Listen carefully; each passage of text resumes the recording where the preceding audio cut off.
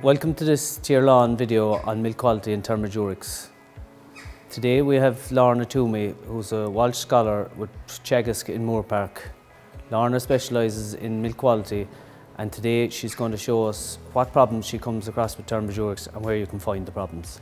So the main areas that I would look for when trying to troubleshoot a thermoduric issue would be firstly the claw bowls, mainly the last claw bowl in the parlour, because this is the furthest away from the receiver jar, the last to get washed. So if there's going to be an issue, it's more than likely going to be here.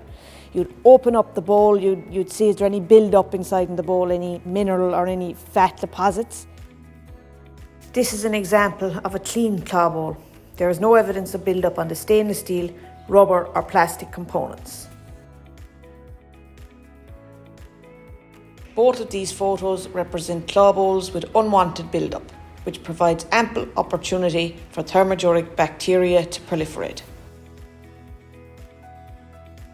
Liners are also a key area for build-up and subsequent thermoduric bacteria growth.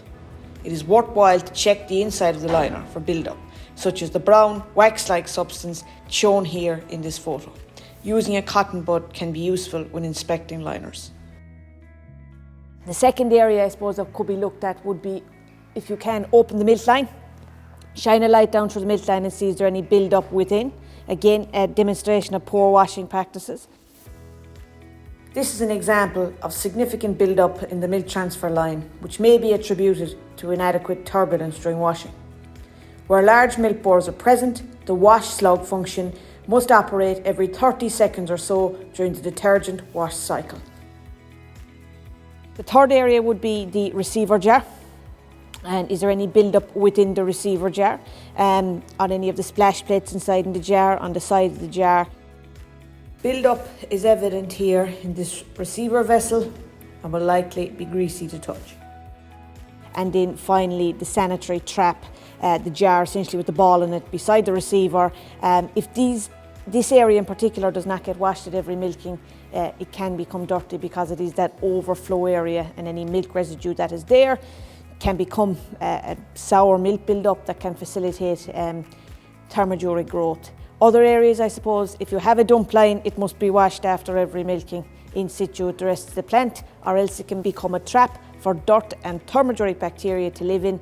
And another area is if you have an automatic cluster flushing system, whatever type of system it may be, refrain from turning it off if you can at all, because if these areas are unused, they can become traps for thermoduric bacteria. So aside from the milking parlour, the other main part of milking equipment is the bulk tank, that also should be inspected for any deposits. So get up on the ladder with a strong flashlight and look along the edges of the bulk tank for any build-up, and also in the propeller part of the agitator to see is there any build-up on those pans of steel that can sometimes be very hard to wash.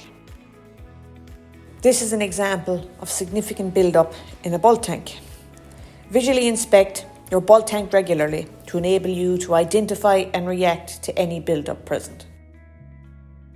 Keeping a clean milk filter in situ during the wash cycle to catch any dirt and debris released by the wash is necessary.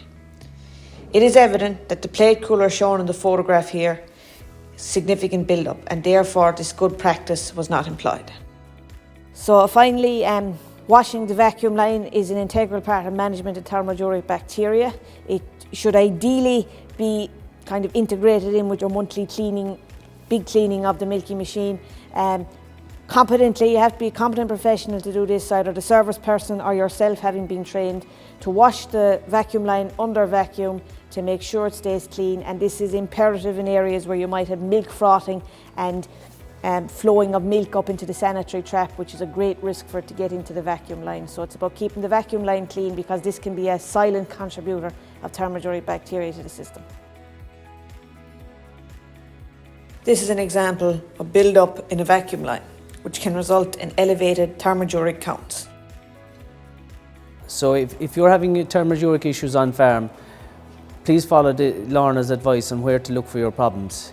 If you're still struggling to find your issue, please contact your local Tirlán milk supply manager and they'll assist you in trying to find the problem.